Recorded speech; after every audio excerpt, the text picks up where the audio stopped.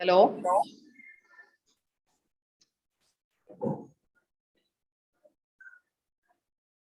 Good morning, sir.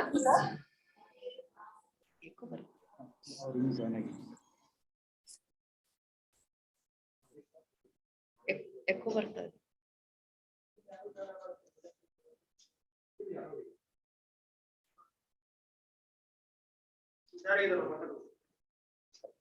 Good morning, sir. Very good morning.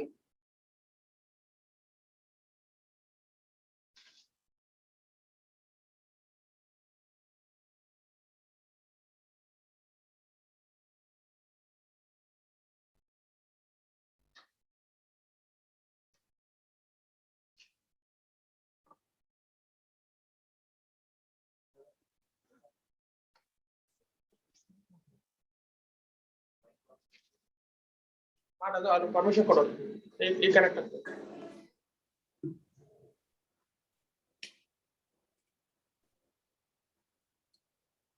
Good morning, sir.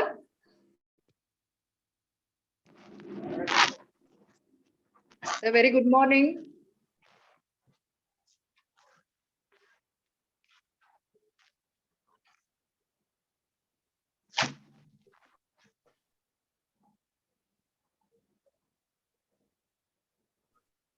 Hello.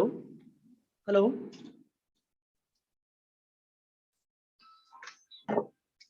Hello.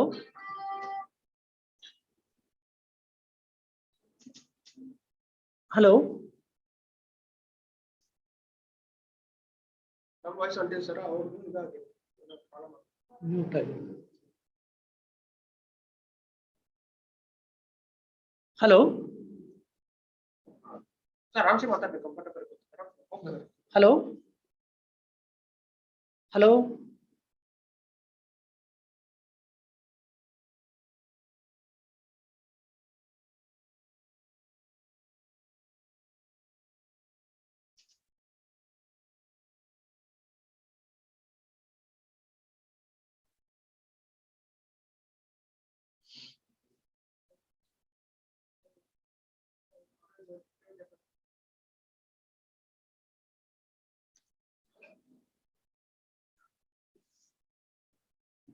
Hello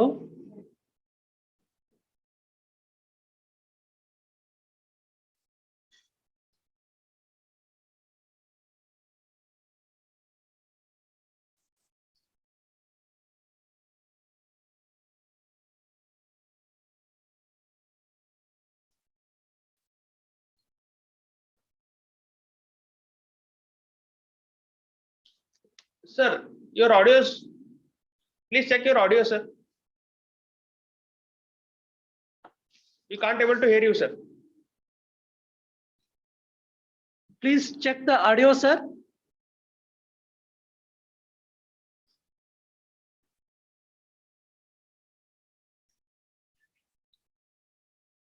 Sir, our voice is audible to you, sir.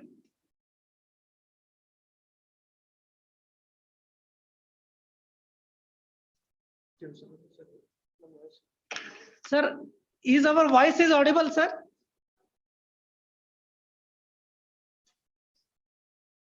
Chat window the yaad appear is end करवाते हैं.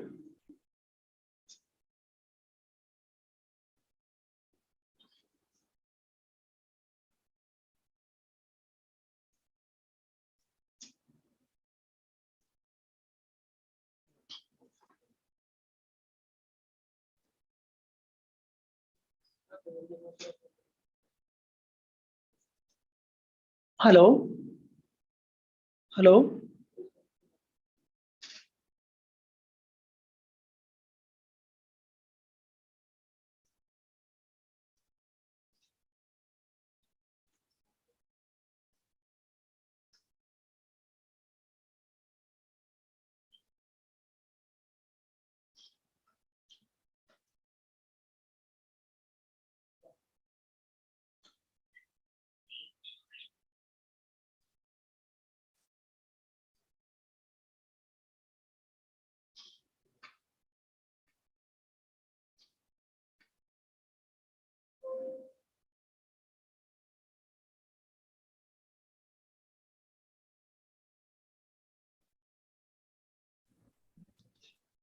Hi, can you hear me now?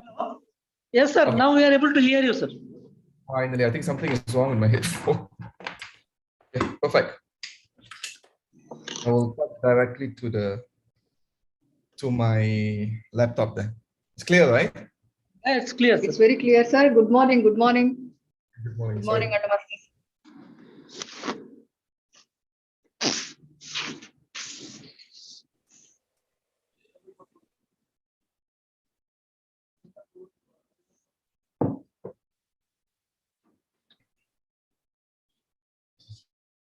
So how long is the talk? 1.5 hours, 1 hour?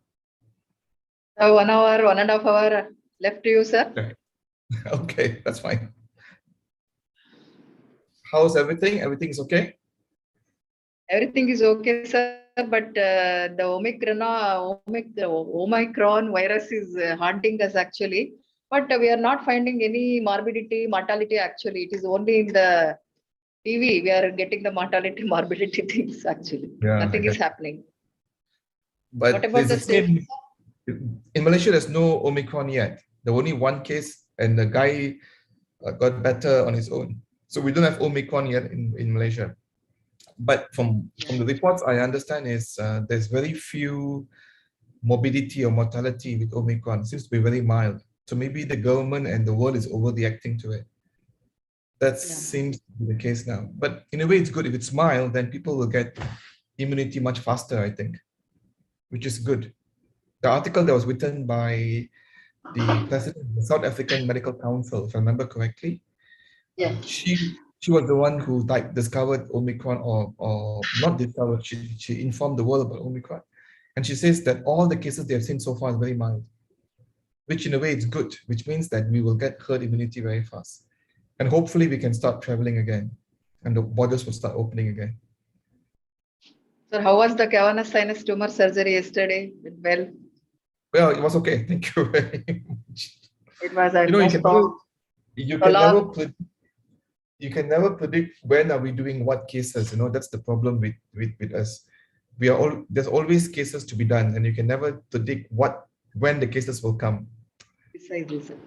Yeah, that's how it is. Sir, I also want to welcome Dr. BP Belaldavar, sir. Nice that you have joined here. And I also welcome Dr. Prahalad, sir. Very good morning, sir. Hello, everyone.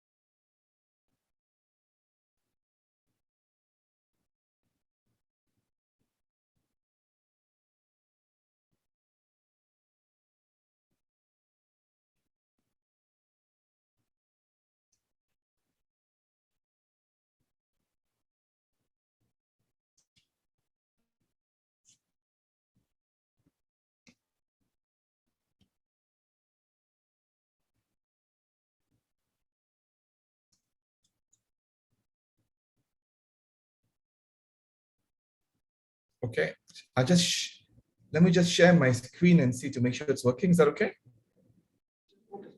Sir, it is okay, sir. It's working? Please check someone. Okay, let me just test and see to make sure it's working. Yes, sir. It's working, right? Okay, perfect. Yes, sir. Clear? It is working. Yes. Excellent. Clear, sir. Okay, Clear. excellent. So I'll stop sharing for time being then. Okay.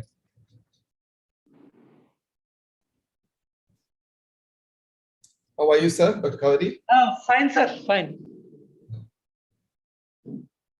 I was hoping I could come this year to Vijayapura, but thanks to COVID, everything is closed. So hopefully I can come next year then, hopefully. Yes, sir. Yes, sir. The next scuba, hopefully I can do it in person with new videos and so on. I have a lot Yes, of sir. new videos over the last 1-2 years. So the next time I come, I can share all the new cases that we have done over the last 2 years. Please, sir. Please. We'll enjoy those videos shared. The Thank you. collected last 1 to 2 years video recordings will enjoy it, sir. Excellent. I've also got quite a lot of collections of posterior skull base as well. Posterior skull base management of tumors, pre-sigmoid, retrosigmoid, temple bone dissections, skull base dissection posterior. A lot of endoscopic ear work, endoscopic glomus tumors, endoscopic approach to CP angle, endoscopic arachnoid cyst, decompression of facial nerve, cochlear implant endoscopically. So these are things that the next scuba we can do. We can talk about, show cases and discuss. Endoscopic management, sir. All. Yeah. Endoscopic gear as well, endoscopic posterolateral skull base as well.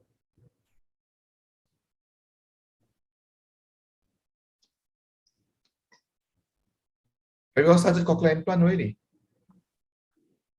We are not yet started, sir. Okay.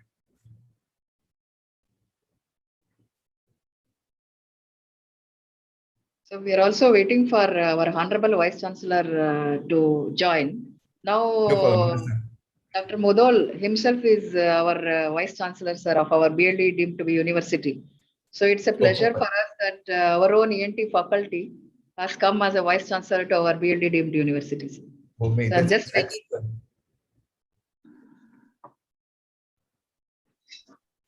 Excellent, excellent. Congratulations. Thank you, sir.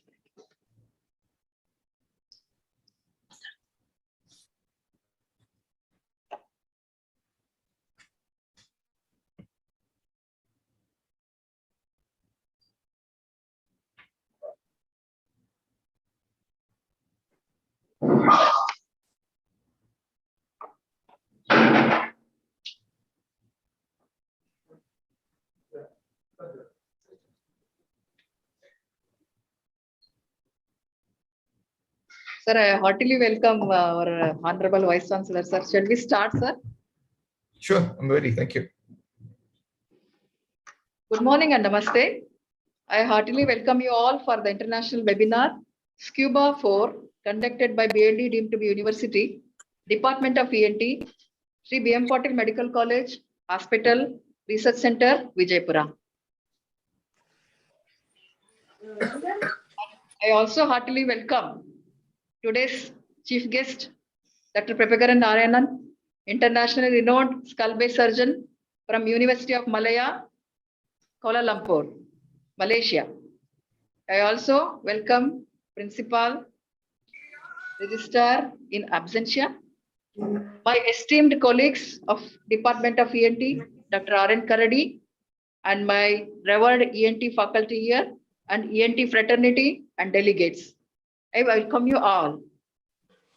It's my pleasure to introduce today's chief guest, Dr. Prabhakaran Narayanan. Sir got Bachelor of Medicine and Bachelor of Surgery from University of Malaya, Kuala Lumpur. And he had USMLE from United States of America, FRCS Otolaryngology, Edinburgh. And he passed Masters in Surgery, Otolaryngology and Advanced Surgery from University of Malaya with distinction.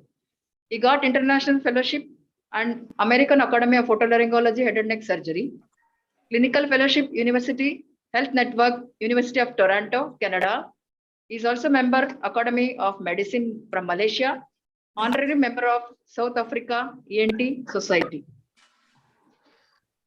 He is now currently working as senior professor and consultant and head of Department of Otolaryngology at Malaysia Medical Center. Sir's achievements are so much. His CV is more than 300 pages and he has written over 15 books, 10 international surgical expert manuals, more than 200 publications, He has received more than 50 awards. He is a guest faculty speaker and surgical expertise in more than 1,200 workshops. And here I present Dr. Prabhakaran Narayanan. And it's a pleasure for me to introduce our own Honorable Vice Chancellor, BLDE to University, Dr. R.S. Mudol, sir, who is a professor, Dr. R.S. Mudol, a renowned professor of ENT and an outstanding medical administrator from Karnataka, joined BLDE as a Pro Vice Chancellor in February 2021 and now took over as Vice Chancellor since May 2021. It's a pleasure, sir. And he completed his MBBS, DLO, and MS from KMC Hubli, Karnataka, and MBA in Hospital Management from Annamalai University. He played the pivotal role in establishment of KLE's Dr. Prabhakar Kore Hospital, Belagavi, and the first medical superintendent of KLE Hospital. Sir has organized many national and international conferences, CME workshops, and visited many countries for academic purpose. Professor Dr. R.S. Mudol is a great scholar, teacher, surgeon, and mentor, guide for MS, MHA, and PhD curriculums. Successfully, he has supervised 25 postgraduates for MS and 5 PhD students in his career and pursuing the same. Professor Dr. R.S. Mudol, sir, is a recipient of KLE University's Teacher of Teachers Award and many more prestigious awards and honors for his credit. He was confirmed with prestigious Honorary Fellow of Karnataka Science and Technology Academy, KSTA, by Government of Karnataka. Here I present multifaceted personality, our Honorable Vice Chancellor, Dr. R.S. Mudol, sir. I heartily welcome you, sir. Thank you, Lata. Thank you.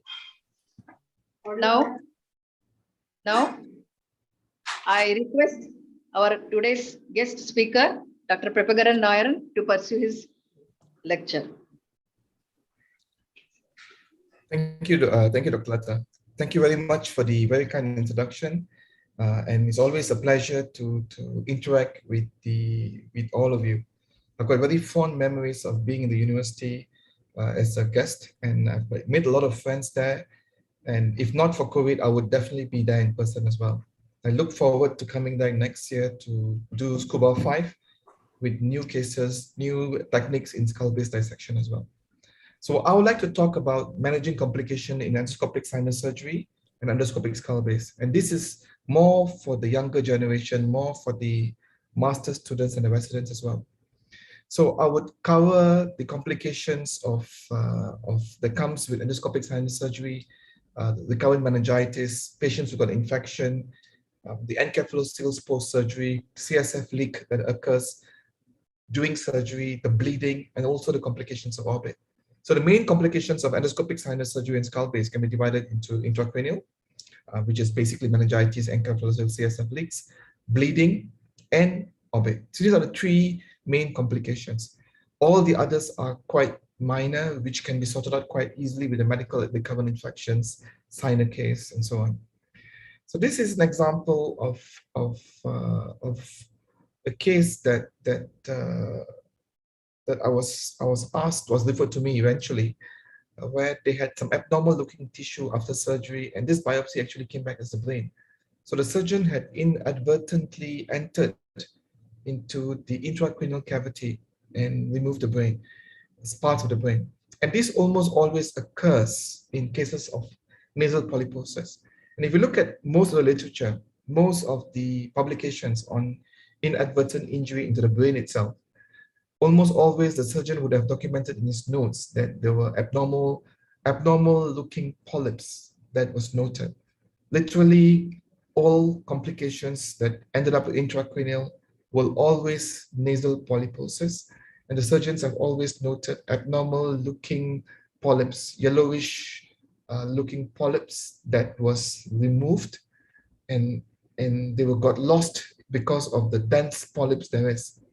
So it's very important that whenever you do a polyps case, you don't take it for granted.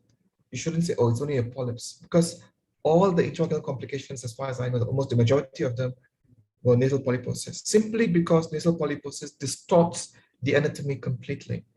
And even the skull base lining, or the lining of the skull base, which is a nice commus epithelium or nice epithelium usually, a mucosal epithelium, would be completely distorted with edema and actually look like polyps itself.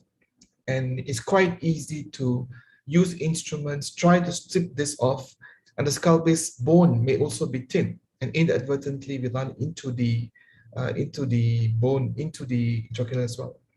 Now let's look at some cases on how we manage. This is a patient who came with a recurrent meningitis. He had FAST 5 years before, and now he's got recurrent meningitis. And if you look at the picture itself, this is the right nasal cavity. That's the middle turbinate, that's the inferior turbinate, and that's the septum.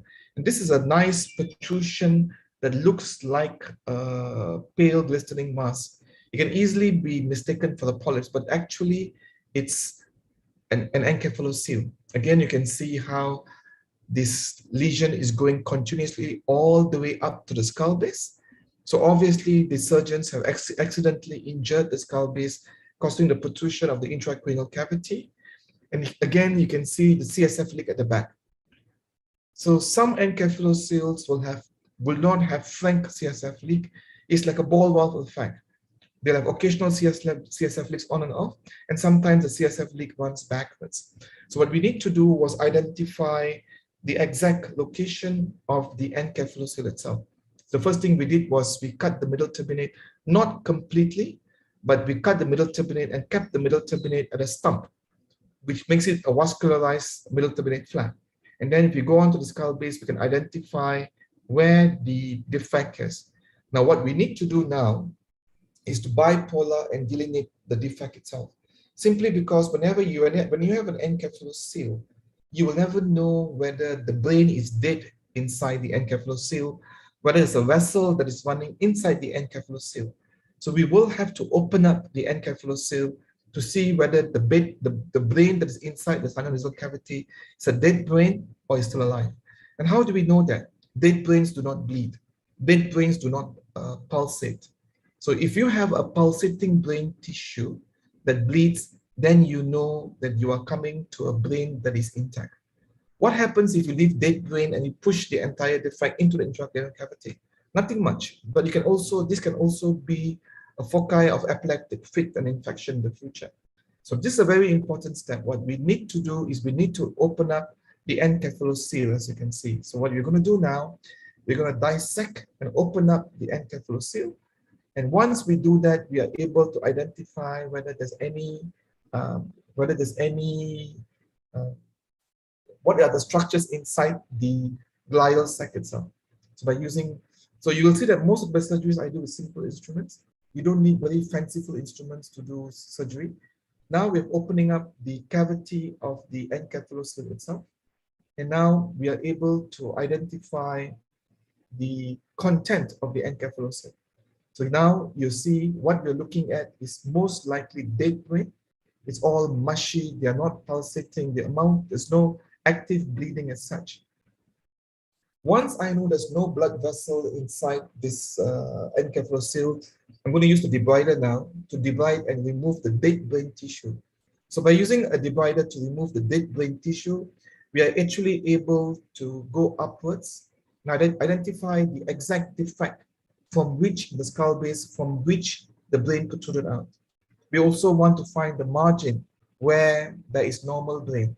So I can see the shooting vessel there. So once you see a shooter like this here, then you know that you have come very close to the junction of a normal brain, a functioning brain, and a dead brain there. Can you see that? So now we are beginning to see a pulsation there and a shooting blood vessel as well. This can easily be cauterized by using a simple bipolar. And you will notice that we do not use any high-tech or high-end specially made bipolars. We just use a normal head and neck bipolar for most of our surgery. And once we are able to cauterize the bleeder, we are able to continue with the surgery, as you can see. The next step is to dissect and identify the exact junction between a dead brain tissue and a brain tissue that is live. So here you can see again, there is a bleeding, a shooter, which indicates that we have already come to the normal brain. We need to bipolar this and don't let this part of the brain retract. So sometimes the best way to do is to get a sucker between the two heads of the bipolar, as you can see like this, divert the blood away. Only then you can localize the exact location of the bleeder. And now cauterize the bleeder because it's a shooter, it's an arterial shooter. A simple packing is not going to make a difference, it's not going to help. And this is an unedited video, so you see it exactly like how I did it in live, of the cauterizing the bleeder itself. So still a bit of oozing. Don't panic, don't give up. Again, identify the exact location of the bleeder. Use a suction and divert the blood away. And then once you've diverted the blood away, you are now able to locate and now cauterize the bleeder at the junction of the brain. So once that is done, you'll be able to see that the bleeding has stopped there. You can see the bleeding has stopped. The shooter itself is completely cauterized. We just have oozing from a normal part of the brain, and that's where the defect is. So the next step, you see the shooter has been cauterized. You can see CSF leak coming out. The next step is to open up the entire defect. We need to find the edges of the defect. And now you can see the brain pulsating, which means we have come to normal brain itself. We are no more at the dead brain tissue. Cauterize the entire area so that when we mobilize or manipulate the brain, we do not have bleeding. So what we have localized the defect, we have removed the dead brain tissue, we have stopped the bleeding. So what we need to do now is to push the encephalocele or the brain herniation intracranially. Only then we can see the edges of the defect itself. So now you can see we have kept a part of the glial tissue for us to reconstruct.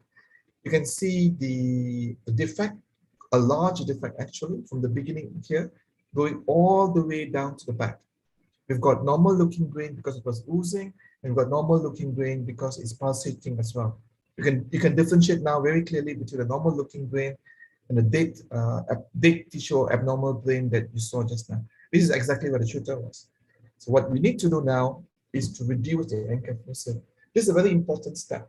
By using a patty that is wet so that you don't traumatize the brain, you can actually push the entire brain inside. And when you do this, you're able to identify the exact margins there. That is the exact margins of the defect itself.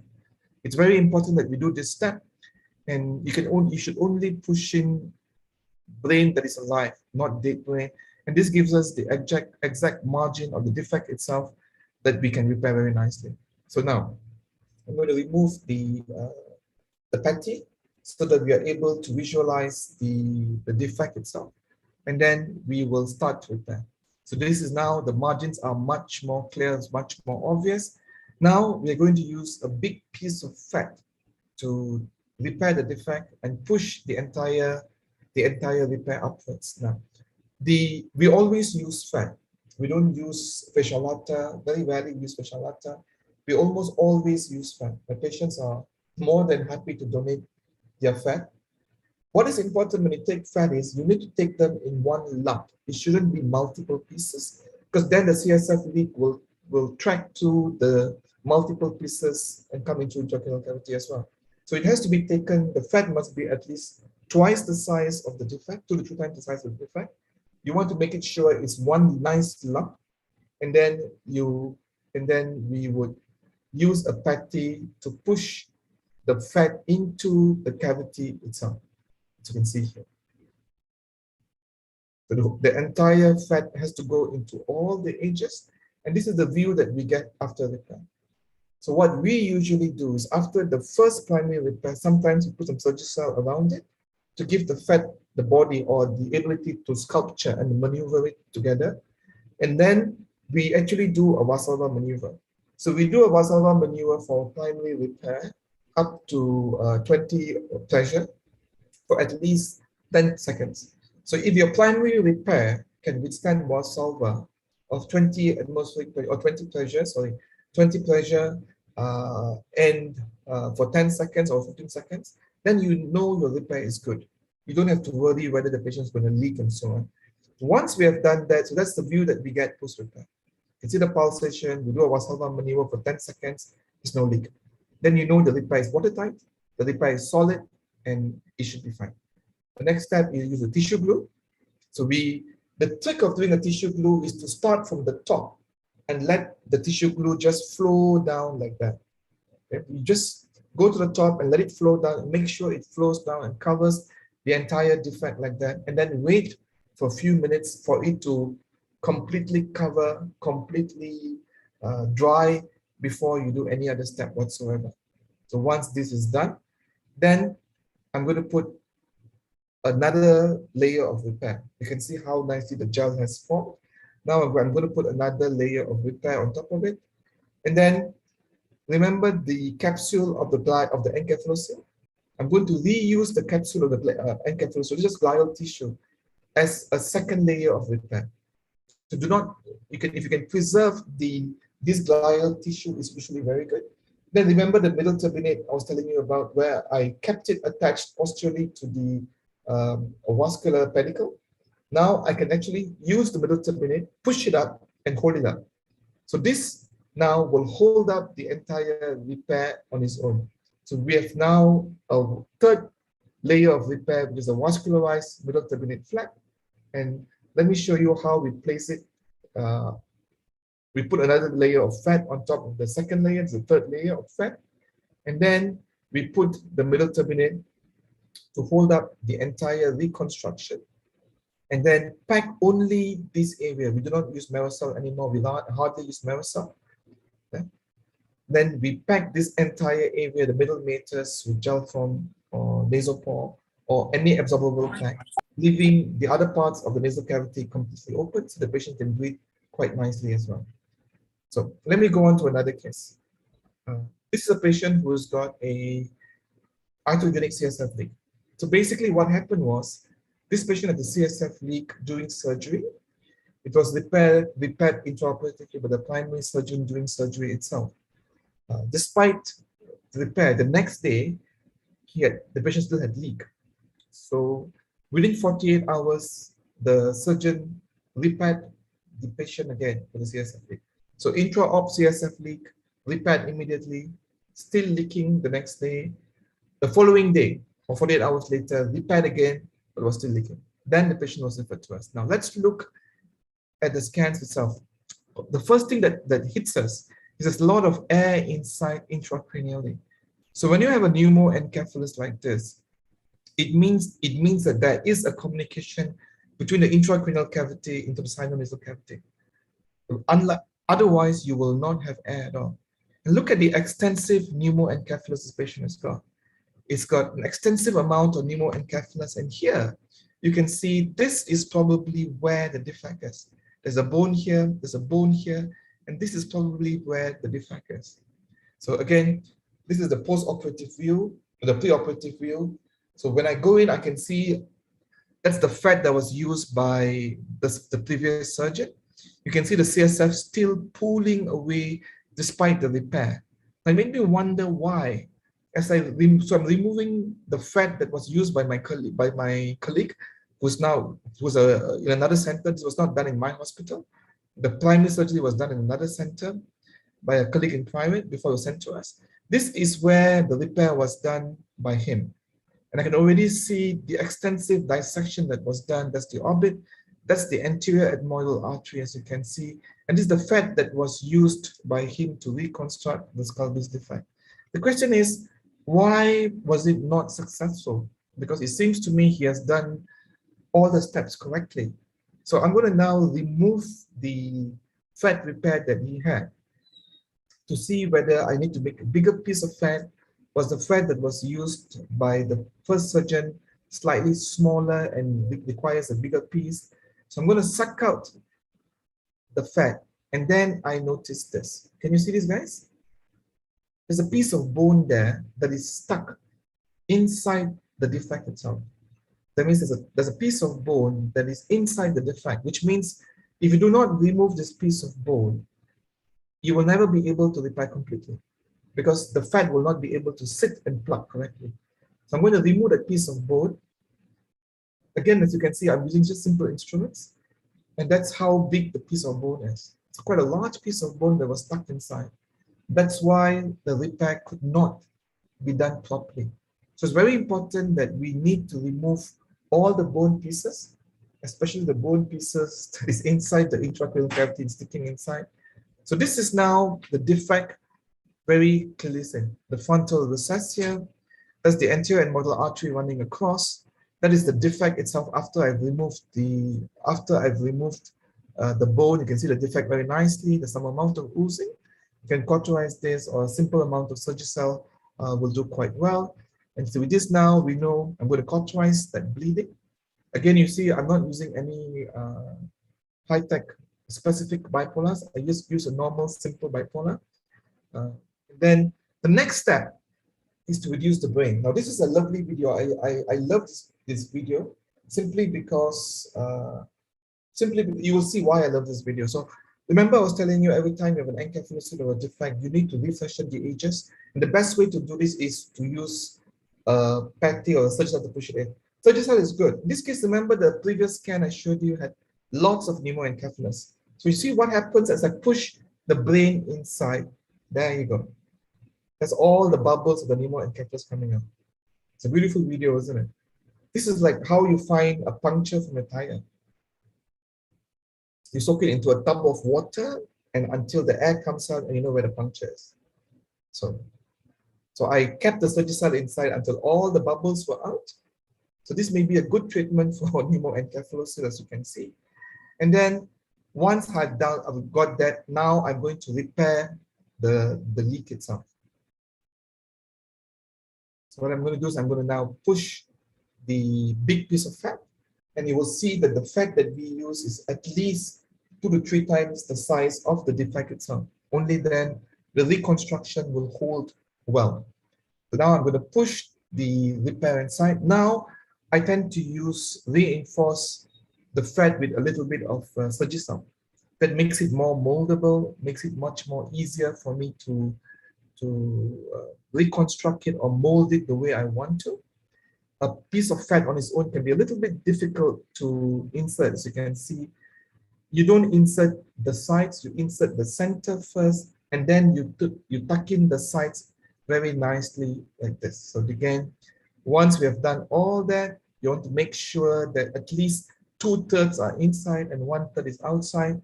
Then the leak is repaired nicely. Put a patty on top of it, compress it so that we have got a good seal, as you can see here. This is to show you what can happen sometimes. I'll just go back again. Let me see where this video is playing. Okay. For some reason, the video is not playing. So basically, I accidentally sucked out that piece of fat, which made the defect much larger. So now I've got a larger defect. So first of all, I'm going to cauterize the anterior and modal artery so that I do not traumatize it anymore because it's very close to the defect. So now I'm going to use, I've got a significantly larger defect because I accidentally sucked out the piece of fat. So now I'm going to use a bigger piece, cauterize the blood vessel all the way across the anterior modal artery. You can see the leak there. Now I'm going to put a bigger piece of fat, and that's the brain, as you can see here. So now, again, a piece of Surgicel so that there will not be any oozing or bleeding as I introduce the fat inside. And then we use another big piece of fat. Now the fat is being tucked inside very nicely the same way as well. This will be quickly in view of time. The fat is being tucked inside. So each video I'm showing you are completely unedited. From the beginning till the end, the video is exactly live as I do it in real life surgery. So you're actually getting to watch a surgery as it is in real life. So you see how much of the fat I've tucked in. I've tucked in literally 80% of the fat intracranially and only around 20% of the fat that is sticking outside. So therefore the reconstruction is nice and it's solid, as you can see. So again, very important, Valsalva maneuver. We will always do a Valsalva maneuver after the primary repair so that we know it's watertight. And only after a Valsalva maneuver that stands around 20 pressure, then we would wait for 20 seconds. And then we will put another layer of Surgicel. Now, Surgicel induces fibrosis. So a lot of people don't like to use Surgicel doing endoscopic sinus surgery for bleeding, which is completely justified. But fibrosis is what we want in a CSF leak. It's the only time when fibrosis is our friend. And that's why Surgicel works beautifully if you put along the edges just before you do a repair.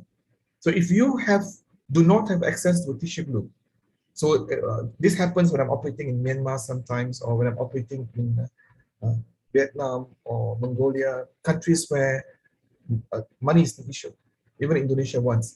So what I do is I just ask the anesthetist to take blood, and then within 8 minutes, that's the clotting time of the blood, I will change the granula and use the patient's blood and let it clot, just like how I use a tissue glue. That's a natural tissue glue, and it works very, very well. So if you don't have access to tissue glue, just use patient's blood. Ask the anesthetist to withdraw the blood for you, and you can change the granula into a large spinal needle or a large orange needle or one of the larger needles, the white ball needles, and then you can inject directly the blood. Let the blood just flow through. You will find after a few minutes it starts clotting, and it forms a lovely tissue glue as well. So once we have done that, we're putting tissue and fat, another layer of fat, and this is how the patient looks like around 6 months after surgery. It was taken from my iPhone from the screen itself, and you can see how there's a scar tissue. This is where the repair was. It has healed very nicely. You can see the scar tissue and the vessels that is growing on top of it. So the lessons, so the take-home lessons are, basically, if you have a primary CSF leak during surgery itself, don't panic. You can easily repair it. If the leak is so tiny, you can't see it. All you need to do is put a layer of Surgicel, a few pieces of Surgicel, it'll stop on its own. But if you can see a significant defect, the defect you can make out with the CSF pulsation, take fat, repair it on the spot, put tissue glue, it will work very well. But make sure there's no pieces of bone that is stuck to it. So do not panic if you have a CSF leak intraoperative, because it can be easily repaired. Okay? Let's talk about bleeding. Before that, I just want to show you the normal blood vessels, that we have during the normal blood vessels that forms the sinus cavity. So that's the anterior model artery, as you can see here.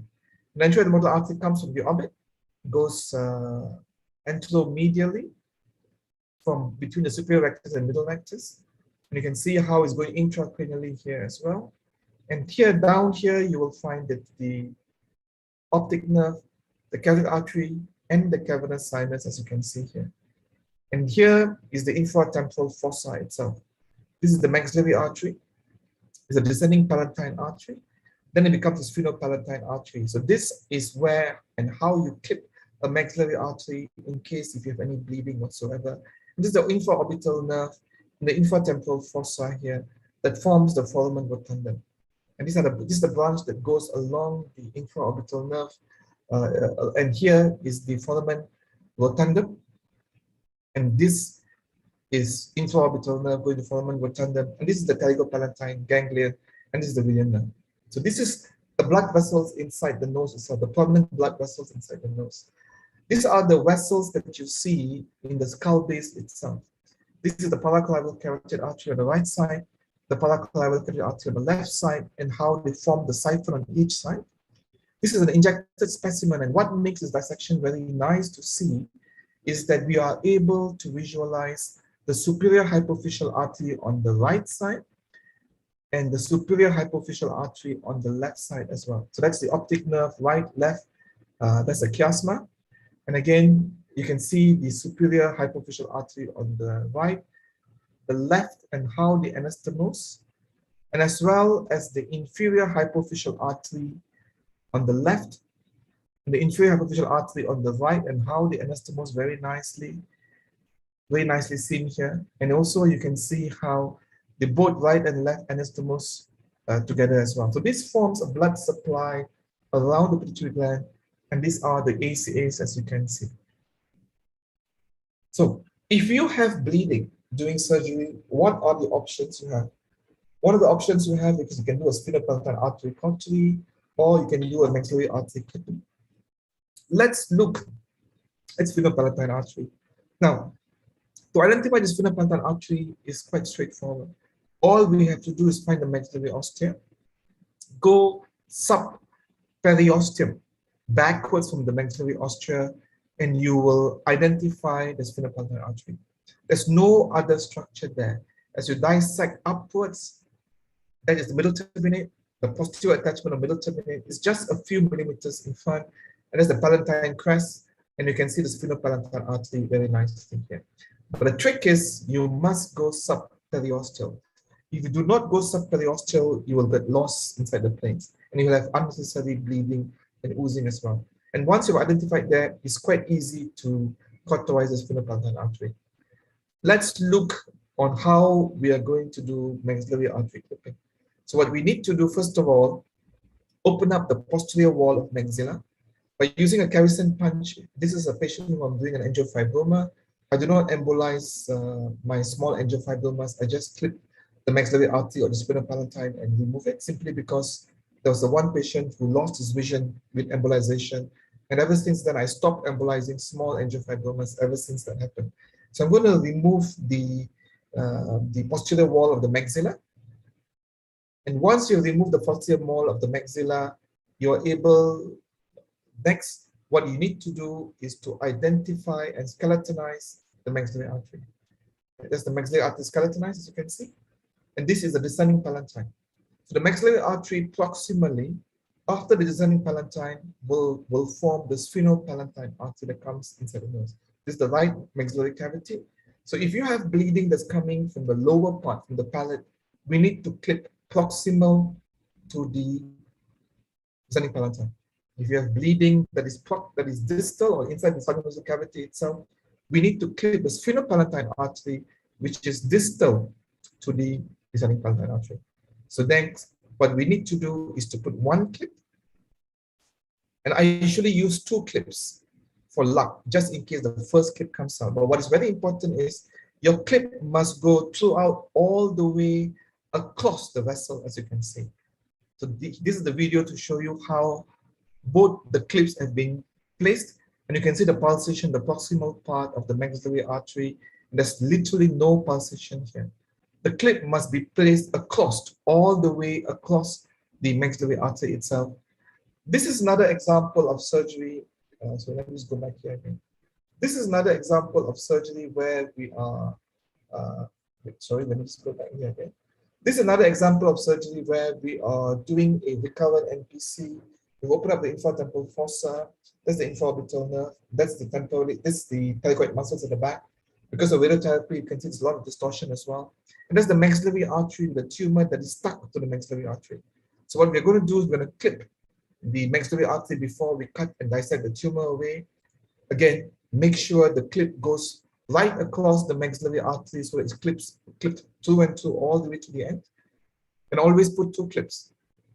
In case the first clip slips, at least the second clip will keep everything in check. Now comes to the very important point. Where do you cut when you cut it? Hold the tumor, stretch the artery, and then cut the maxillary artery with a small cuff of vessel around it. You must make sure there's a small cuff of vessel just proximal to the clip. If you cut too close to the clip will slip. So this is a very important point for us to remember. Another example of somebody with a bleeding palate tumor that was bleeding quite significantly, and so now we have actually opened up the maxillary artery. Now I'm going to clip. This is on the left side. I'm going to clip the maxillary artery, descending palatine, sphenopalatine. I'm going to clip the artery proximal because of the bleeding in the palatine itself, and always use two clips so that there is no much bleeding, as you can see. Both the clips are in place, and with that, you can see how both the clips are in place to stop the bleeding from the maxillary artery. And this is the anatomy that we get after the clipping of the maxillary artery. This is not a difficult surgery, it's quite straightforward. This can be easily performed by removing the posterior wall of the maxilla, using a sickle knife to dissect, and you'll find the artery quite easily. And you will find that the control of bleeding by doing a maxillary artery clipping endoscopically is so much better than a simple sphenopalatine artery cautery as well. So if you have a angiofibroma or a vascular tumor and you have access to the maxilla, do clipping of the sphenopalatine artery. So this is the kind of bleeding that you can have during surgery itself. There are gradings for it, and I'm sure that you all know the grading as well. But these are the kind of bleeding that you can have. So what do you do when you have bleeding like this? Now, I know it's easy to say this, but the most important thing is to not panic. Simply because you are the captain of the ship. You are the surgeon. Everything revolves around you. The minute you panic, everybody around you will panic as well. So no matter how much you panic inside, outside you must look calm, like ice water, like how you see in the Hindi movies and the Telugu movies, how calm the heroes are no matter what happens. That's how you must be. Pack that area, calm yourself. And the first thing we do is get help. No matter how senior you are, no matter how good you are, you will be affected to some amount by a significant bleeding. So if you get someone coming in fresh, even if it's just a young resident, the fact that he can hold the sucker for you and divert the blood away, that will help you a lot. You just need someone to be able to use an extra suction. Like you've only got two hands, you don't have more than that. So that divert the blood away, only then you can identify where the bleeder is and then cauterize it. Make sure the suctions work. It's always a good idea to have two suctions whenever you're doing a complex case. There's always one sucker and one sucker with a divider. So make sure there's always two suctions. Locate the bleeder by hoovering the suction along the bleeder, that means to the side, so that the blood gets diverted into the suction. Only then you can see the bleeder. So the suction should not be on top of the bleeder, but to the side, so that the blood gets diverted and you are able to identify the exact location of the bleeder. Once you have done that, there are only a few scenarios. One is a diffuse localized bleeding. You can use a bipolar or a diatomy. If it's a lot of soft tissue oozing all around, use Vagisil. Maybe it's a bleeding that is surrounded by bone, use bone wax. This is very important in cavernous sinus, in typhoid fossa, and so on. So these are the way that I divide the bleedings. Right? The best bleeder to have and to control is a shooter, as long as it's not an ICA bleed. And trust me, to get an ICA bleed during surgery is very difficult. It has to be a complex surgery where the tumor is going into the ICA, or someone who has misread the anatomy completely. So ICA bleeds are not common. If you know your anatomy well and you know where the ICA is, it's not common. So you will actually have more common with this sphenopalatine artery bleeding, a maxillary artery shooter, much more common than ICA bleed. So if you have a shooter where you can see a streak of blood coming across, this is the best bleeding to have as far as control is concerned, simply because you can identify the exact location of the bleeder and you can cauterize it on the spot. Now, the most difficult bleeding to control is the mucosal or tumor bleeding or oozing, simply because all you can do is just to pack the nose, pack that area, bipolar, and put Vagisil around it. If you have a bleeding from bone, you put a bone wax, and if you're bleeding from the intercavernous sinus, just bipolar or put a Vagisil. The most difficult bleeding, if you ask me, is a tumor bleed, because no matter how much you pack, how much you cauterize, unless you remove the entire tumor, you will have continuous bleeding. So there's no point packing. You just have to be able to remove the tumor as quickly and as fast as possible. Then the bleeding will stop. These are examples of cases. This is a patient who had angiofibroma, and I did this surgery. In where there's no embolization. So I knew with the infratemporal fossa, and I knew there's going to be a shooter even before surgery. So this is a shooter from the maxillary artery. It's an unedited video, so you see it as it is. That's the artery that is shooting. You see how your scope gets dirty. No problem. Take the scope out, clean the scope, go back inside, locate the bleeder, and you can cauterize it very nicely. Again, you see, I'm just using a simple conventional head and neck bipolar. I'm not using any fancy bipolars. You do not need fancy instruments to do head and neck surgery. If you're comfortable with the anatomy that you have, cauterize the area to make sure there's no bleeding, and then you can continue with the surgery. Another example of a shooter. This is a shooting from the posterior nasal artery. Again, as you can see, I'm already holding a monopolar in my hands. So I'm going to use a monopolar cautery to burn the area. But obviously, a better option would be a bipolar cautery. This is a part of a skull base exposure for a tumor. And you can see sometimes the more you cauterize the area, the more bleeding you have in the shooter. But that's fine. Don't panic, don't worry. The best way to stop this bleeding is to use a bipolar, right? A monopolar cautery is not as good, and you can see how long it takes me just to get it.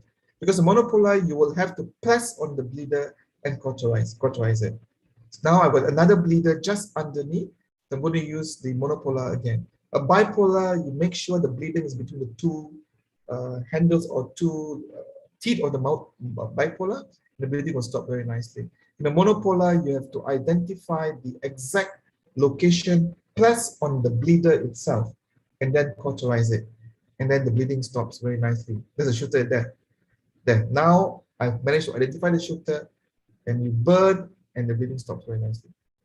Okay. So again, these are all unedited videos, so you get to see the way I operate in real life. Yeah. Another bleeder. This is an interesting case. I'm doing an optic nerve decompression. That's the optic nerve decompressed on the right side, and we have a bleeder that is coming from a vessel that's running under the optic nerve, as you can see. Now the problem is I can't put packs. I can't put pressure on this. If I put pressure on this, the optic nerve will be compressed as well. So the trick is to stop this abnormal vein from bleeding is to pull the vein. And once you pull the vein, the vein will be dissected and pulled away from the optic nerve. Again, I'm just using a normal conventional head and neck bipolar, as you can see. As you can see, I'm just using a normal conventional head and neck bipolar, as you can see. And you can cauterize it very nicely by using a bipolar. Another example of a bleeding during optic nerve decompression. So this is an interesting bleeding. It's coming exactly from the edge of the bone, as you can see here. Now, what makes this difficult? We can pack that area, but if we pack, then the optic nerve that we are decompressing will get affected. The patient will lose vision. The dictum is very straightforward. Bleeding from the bone, you put a bone wax and you compress it, the bleeding will stop. But in this case, we need to put just enough bone wax on the edge of the bleeding so that there is no excessive bone wax. If you put too much of bone wax and you compress it, it's going to compress on the optic nerve itself. So we need to put bone wax on the edge and then use a sucker to remove the excess of the bone wax. At the same time, compress only adequate to the edge and remove the excess. Did you see that? So this is an unedited video to show how we stopped it. It does take a little bit of training, but it can be easily done. All you need to do is to be able to acquire tactile sensation of the instrument, and that comes with time and experience as well. This is another example of a patient who's got a recurrent recurrent papilloma of the skull base. Had previous surgery before, so we know that the optic nerve is decent, the dura is decent, and this is a tumor that is attached to the dura with a decent optic nerve and a carotid artery as well. So now I'm going to use a debrider to debulk the tumor. So the trick is always remember the dancing tumor concept. It's a concept that I use very often. If a tumor is dancing to your debrider, which means the tumor is loose. Can you see that? As long as the tumor is dancing to your debrider like that, it means the tumor is loose and you have nothing to worry about. The minute the tumor is not dancing to your debrider, which means it's stuck, then you have to be very, very careful. So do not go that area. This is a dancing tumor concept. Look at how the tumor is dancing to your divider, and you can remove them quite easily as well. Now, as we come closer and closer to the optic nerve, carotid artery, and skull base, look at the kind of oozing that you will get from this area as well. Yeah. So now we have come to the crux of the blood supply of the lesion itself. That's the optic nerve dehiscent. That's the paraclavial carotid, and that's the carotid siphon, OCR, and the carotid artery dehiscent as well. So I'm going to dissect all the lesion until I come right to the point where the blood supply is. And then the way to do it is carotid artery, optic nerve. And the way to do it is to dissect and push the lesion away from the nerve. So when you cauterize this, you do not poke into the artery or poke into the nerve. You dissect, make it into like a mountain or the mold before you cauterize the edges of this lesion, as you can see very nicely. And with that, the bleeding stops. A small, tiny hole in the carotid artery, which is fine. As long as you have not gone through the tunica adventitia, it's okay. Small, tiny opening, a tunica adventitia is fine. It's the tunica, media, and the intima, they have to be very careful. And this is the final view of the surgery. With a scope now, you can see how the dura is exposed up here. There's the paraclival carotid, there's a dura that's been exposed, as you can see. Some changes in the dura from the tumor itself. That is the optic nerve on the left, optic and the carotid artery on the right. The optic on the right, that is decent. And this is the pituitary gland, as you can see. And again, you can see the dura, the carotid artery that is decent. And that's the optic nerve that is decent. And the carotid artery that's completely decent here as well because of this of the papilloma discoveries. This is an example of a patient that I'm doing a nasopharyngeal just many, many years ago. And I was doing in another hospital, and we did not have a bipolar. And what makes this more difficult is that this tumor is actually going into the petrous apex. That's the foramen lacerum, and this is where the petrous apex would be.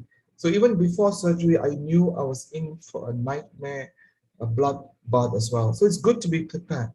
So again, you can see as we are cutting, because at the time we did not have a long monopolar, and as we're cutting the floor of the nasopharynx, you can see the kind of bleeding that you have.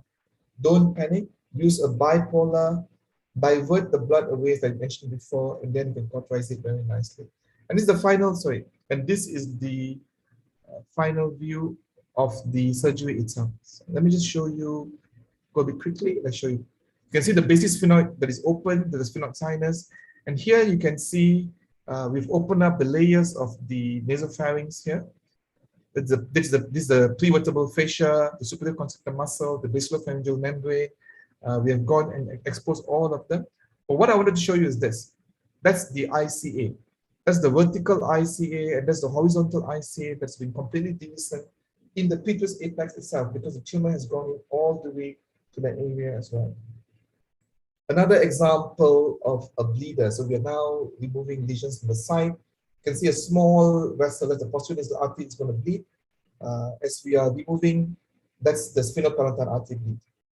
You can see the bleeding of the sphenopalatine artery there. Again, this is an unedited video. The only editing that we have done is when we remove the scope because it's dirty. We're using a bipolar, identify the bleeding area, cauterize it nicely, and the bleeding stops. Again, do not panic. Just divert the blood flow, visualize the bleeding area, and then you can stop it nicely. Another example of a shooter. This is coming from, I'm not sure, I think it's inferior turbinate, and it's surprising to have a shooter like this from this part. Again, you can use a bipolar and cauterize it quite nicely as well. Another example of a shooter, this is like a geisha. And you can see all we need to do is identify the exact bleeder. This is actually coming from a stump of the inferior turbinate there. It's on the left side. There must be a branch of the sphenopalatine, and this can also be easily stopped by using a bipolar. So I'm going to remove an edematous part of the posterior wall of the maxilla. We have another shooter that's coming just at the attachment of the middle turbinate. Again, use a bipolar cautery, cauterize it, and the bleeding stops very nicely as well. So this is a sphenopalatine artery injury that occurred just recently. I did this case, I think around 3-4 months ago. There's a patient with a lateral recess encephalocele. So I'm going to use a Carrison punch to remove the lateral recess, go between the infraorbital nerve and the Williams nerve. It's quite often you can injure the sphenopalatine artery, because that's the sphenopalatine artery, as you can see. See the amount of bleeding, how brisk the bleeding can be. Again, this is an unedited video. You can see how the scope gets dirty, how we remove the scope, we clean the scope, put a sucker inside, divert the blood away. Okay. So once you divert the blood away, you will be able to see the exact location of the bleeder. That's what you need. Suction, divert the blood away, the scope will get dirty, the scope will get hazy, all that is normal. Do not panic more because the scope is dirty. All I had, I wasn't operating in my hospital, I was operating in another place. All I had was a simple head and neck bipolar. I had a bit of trouble trying to get it open, the tip open. So put your finger in between the two heads of the bipolar. That will give you a bit more space to visualize. Sometimes you will not get a good visualization because the amount of blood. You just have to continue with the surgery. And this, as I said before, this is showing you real life without editing. See how the scope gets dirty, you just continue. So once you have made the bleeding a bit less, you can put a ribbon gauze inside, pack that area, get suctions ready so that you'll be able to identify the exact location, and then stop it for once and for all. But you need to at least bring down a big part of bleeding down first. So once I put a ribbon gauze, then I'm going to remove, and now I'm able to visualize the exact location of the bleeder. Can you see that there?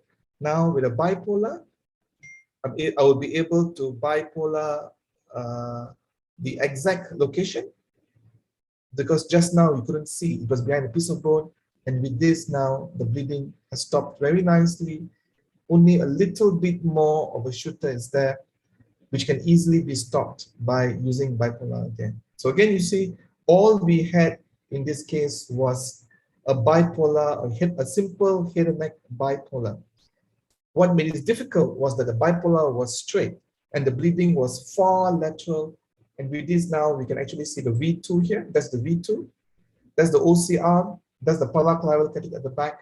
And that's the encephalocele. And this is the video that you get after the bleeding is done, after the cautery is done. So this is a nice video to show you that you will have sphenopalatine artery injuries as you do big cases. There will be quite significant bleeding. Don't panic. The scopes will get dirty, the view will get hazy, all that is normal. Just continue with the surgery and you should be fine. Get a help, get someone to suck and divert the blood away so you're able to identify the exact location of the bleeding. You may not be able to cauterize it the first time, but eventually you will get it. Just divert enough blood so that you can identify the exact location of the bleeder, and then you can stop the bleeding. You do not need high-tech or high-end bipolars. A simple bipolar cautery will be adequate. Now, someone who's got a suprasellar meningioma. So this is the expo. It's an old video, so I apologize for the quality of the video. This is someone that I've exposed the skull base before I start drilling. So this is the intercavernous sinus, as you can see, this exposed. I'm going to try, it's a bit of oozing. I'm going to try to stop it by a bipolar. What happens sometimes is you end up converting a small oozer into a shooter. So it's still bleeding. It's just as going into the suction of the into the sucker. So what you need to do now is try to cauterize the area. And sometimes the intercavernous sinus does not stop at the cautery. If anything, the more you touch, the more you play with him or the suction around that area, the more he bleeds. So I've just converted a small, tiny ooze into a significant bleed. And how do you stop this bleeding? By putting a piece of Surgicel on top of it, putting a patty on top of the bleeding, and you have to wait for at least 10 minutes. Right? Another bleeder, as you can see, is the intercavernous sinus bleed. Put a patty on top, put a Surgicel on top of it, and then take a piece of patty, place it on top of this, of the Surgicel itself, and then put the sucker on top of it, and then wait for 10 minutes. Only then the bleeding will stop. It's very important that you actually place the patty there for 10 minutes. And for surgeons like us, 10 minutes is eternity. And so the best thing for you to do is talk to your fellows, talk to your staff, talk to your nurses, how's the family, how's the kid, where you're going for next holiday. You have to wait at least a few minutes by the clock. Then the bleeding stops very nicely, as you can see. Another example of a bleeder. This is now, I'm drilling the skull base for the meningioma. Now, the problem with the meningioma is the blood supply comes from the bone itself. So when you drill the skull base, you will have significant bleeding because that is the origin of the blood supply to the tumor. So look at the amount of bleeding that you get from the bone of the skull base itself. Now, the dictum would be, whenever you're bleeding from the bone, what do? So this is the bone bleeding from the bone itself because they supply the blood supply to intracranial. So the dictum is very straightforward. Bleeding from the bone, we use a bone wax. So I'm going to place bone wax all around that area. So once I've placed bone wax all around the area, now the bleeding has stopped. Now the problem is I need to drill some more bone. Otherwise, I will not be able to expose the meningioma for Vicky maniosogen. So what I'm going to do now is I'm going to drill over the bone wax itself. So when I drill over the bone wax, I'm actually pushing the bone wax into the small sinusoidal spaces inside the bone marrow complex that forms the blood supply to the meningioma, as you can see. But you see how beautifully there's no bleeding, simply because I am drilling on the bone wax itself, as you can see here. And that gives us a good exposure. This is a patient who's got a cavernous sinus bleed. So I'm going to suction off and identify the exact location of the bleed. The bleeding was covered by bone, so I'm going to place bone wax on top of it and put a patty and stop the bleeding, as you can see. Another example of a bleeding with Surgicel and patty. So again, identify the exact location of a bleeder. Make sure that the patty and the Surgicel are on the right location of the bleeder. Otherwise, the bleeding will not stop. If you place the patty and you still have bleeding, it just means that your patty is not in the right place. Adjust the patty and the Surgicel until the bleeding stops completely. Like this, then you know the bleeding has stopped. Another example of a patient who's got a very prominent intercavernous sinus bleed, simply because the tumor has pushed the intercavernous sinus down, and this is the kind of bleeding that you have. So in this case, we try to use Surgicel first. That Surgicel is being placed with a patty on top of the bleeder. This is by equipment called Taming Sari that my neurosurgeon Vicky has designed. However, what happened was the bleeding was too prominent, and when we let go after a few minutes, the Surgicel just got pushed away.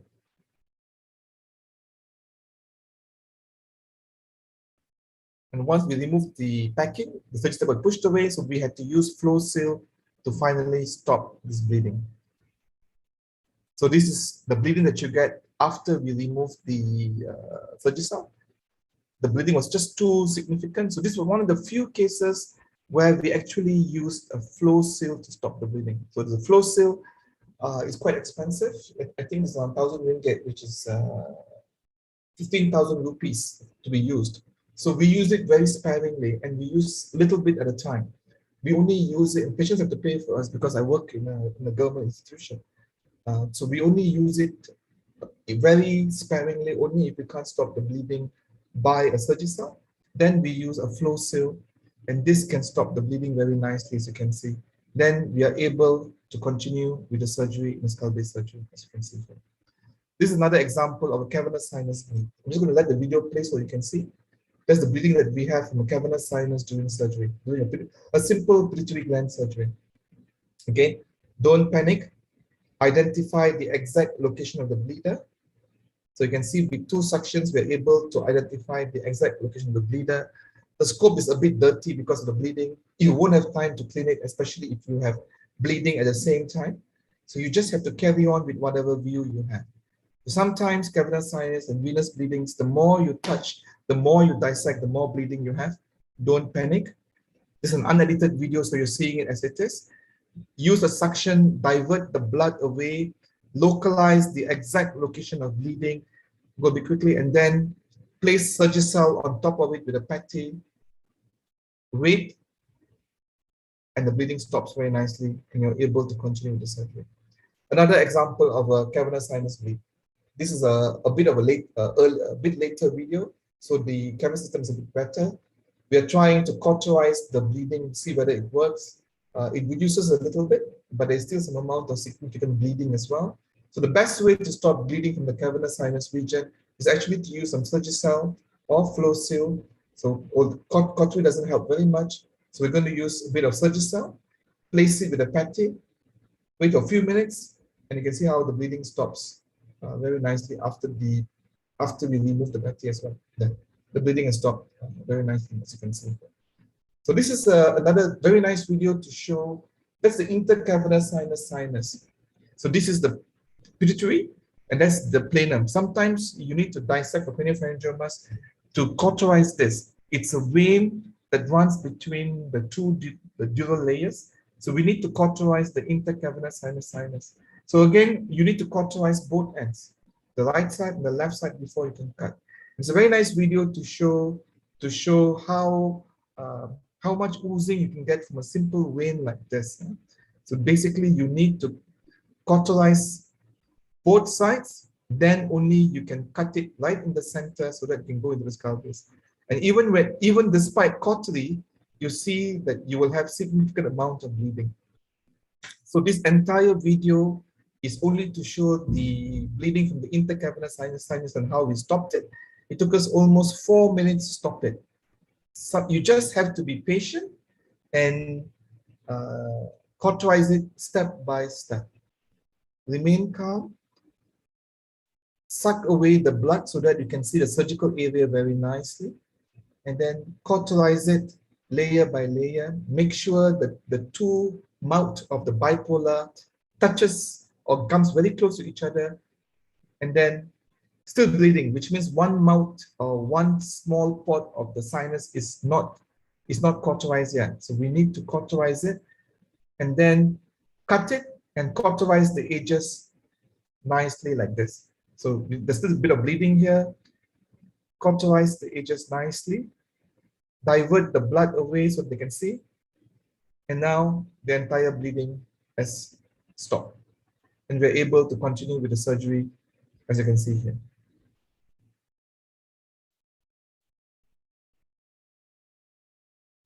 A little bit more to cauterize.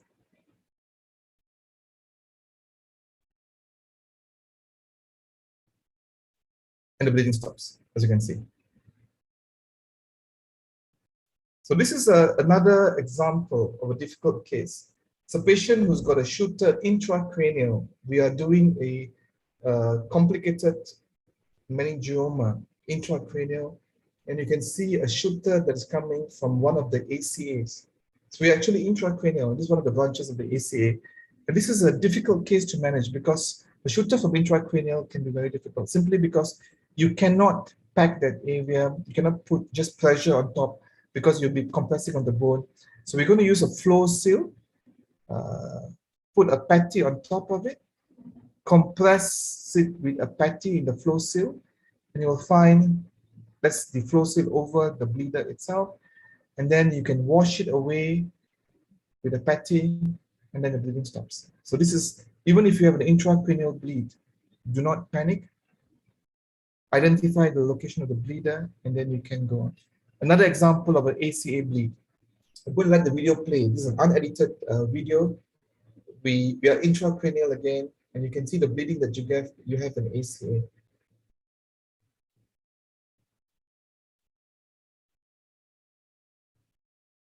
So again, divert the blood. Your scope will get dirty. You just have to carry on. It's a shooter that's coming exactly from here, from the anterior cerebral artery. We are intracranial. Finally, we managed to cauterize it, place Surgicel to stop it, and put it, because this patient had clips done intracranially by another surgeon, a neurosurgeon before, and we were trying to do the surgery from remove the remaining meningioma from the nose when we have this ACA bleed. So let me just go quickly in view of time.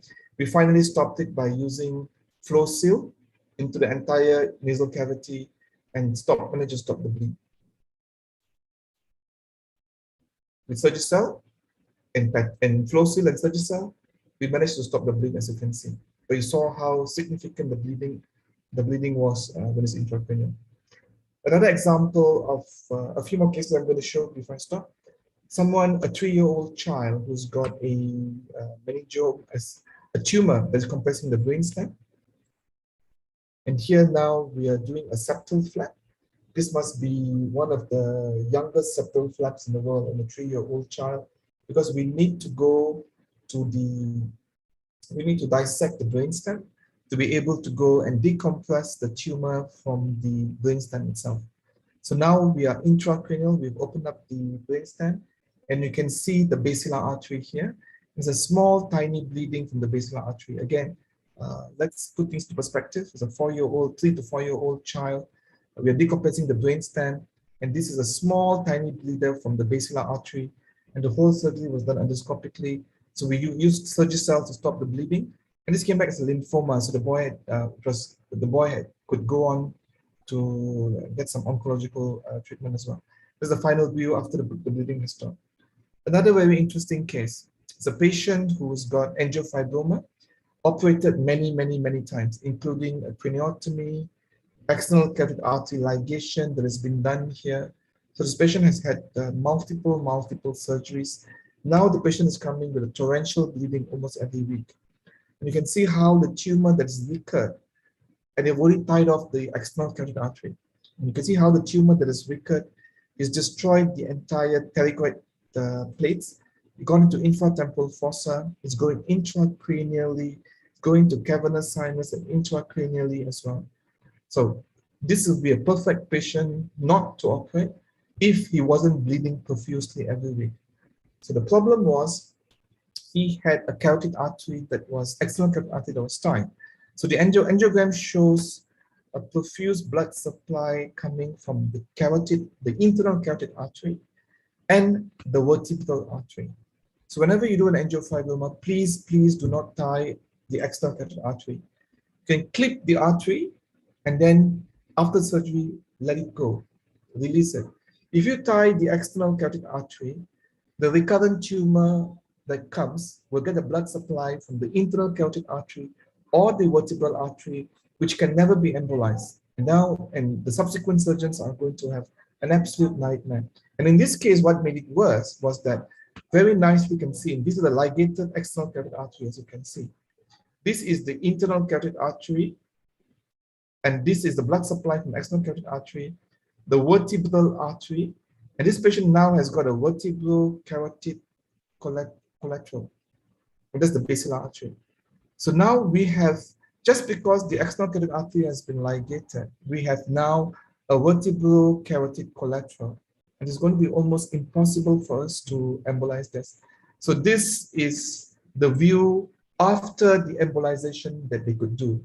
And you can still see a huge amount of blood supply from the internal carotid artery. So I knew even before surgery, I'm going to have a blood bath. There's no maxilla. After 5 open surgeries, there's literally nothing, no landmark whatsoever. The entire maxillary cavity was filled with this huge sac-like balloon. This is the mesh that was used by the previous surgeon in open surgery to near the orbit. So now what I'm going to do now, I'm going to dissect the tumor into the infratemporal fossa. That's the tumor being dissected away. Now we are having bleeding from the pterygoid plexus. We are already behind the maxilla, and you can see the kind of bleeding that we have during this surgery. This is not a venous bleed, this is an arterial bleed, and it's coming from behind the pterygoid plate. Has been completely eroded, and it's probably coming from the cavernous sinus and the pterygoid plexus as well. So the only thing that I could do this time, you can't visualize where the bleeding is coming from. This is the tumor that's being dissected out, as you can see. The minute I let go my suction, all the blood still pulls up. So the best thing that I could do was I packed the infratemporal fossa, and then I continued with the dissection of the tumor. You can see how the blood is just welling up. Just because my suction was blocked, by before I could even unblock my sucker, the nose was just welling up with blood, as you can see. So I packed again the infratemporal fossa to stop the bleeding as much as we can, and now dissected this is tumor. Dissected the tumor out of the infratemporal fossa with the ribbon gauze pack inside the infratemporal fossa. There's a tumor being dissected away. And after 5 surgery, the tumor is very hard and very fibrous, as you can see here. So I'm cauterizing the edges of the tumor that is bleeding, and subsequently were able to go behind into the infratemporal fossa all the way up to the paraclival region as well to cauterize. Then I removed the tumor itself with a debrider simply because it was so hard, so fibrous for the 5 previous surgeries. Now came the difficult part. The packs that I had used inside the infratemporal fossa, I have to remove it now. So what I did was I packed that area with a dilute hydrogen peroxide and then flush it with saline, say a prayer, because eventually that's the best hemostasis mechanism in my hands anyway. So then I remove the ribbon gauze layer by layer after using a dilute hydrogen peroxide wash. And this is the cavity that I filled up with Surgicel. That is infratemporal fossa behind the pterygoid plates. I fill up the cavity with Surgicel and fibrillar. As you can see here, this is not blood, this is not tumor. It's a fibrillar that I use. Fibrillar is the Surgicel that is fibrillized. And again, with that, we were able to stop the bleeding quite nicely. And this is the fibrillar that was used to stop the bleeding. And he's been quite well so far. And he's gone back to his hometown, which is hundreds of kilometers away. And it's been 4 or 5 years now, and it's been still so far tumor-free. I'm sure the tumor will recur one day. Hopefully, when he's an adult or young adult, the tumor will stop growing. Let me show you another example of a difficult case. This is another nightmare. So whenever you see a scan like this, be very, very careful. This is a tumor that has filled up the entire petrous apex on both right and left. The tumor is eating up the entire petrous apex on both sides. That is the paraclival carotid here. That is the cochlea and is the labyrinth. And this is the carotid artery on both sides, which means the tumor is eating up the petrous apex on both sides, gone around the carotid siphon on both sides, and both carotid arteries are actually hanging in the middle air, which means there will be a significant amount of bleeding, not a shooter, but oozing. And remember, the oozes are the most difficult ones to control because they just go on oozing and you will not know how much blood you have lost. You'll be surprised the amount of blood that you lose with oozing simply because you underestimate the volume that's being lost. So this is a pre-op video. So very important, whenever you see the floor of the sphenoid sinus sagging down like this is a danger sign. It means that there is a lesion that is inside the sphenoid sinus that is destroyed the floor, the wall, and what is holding it is just the septal flaps. The mucoperichondrium and the periosteum of the sphenoid on both sides of the keel is holding it.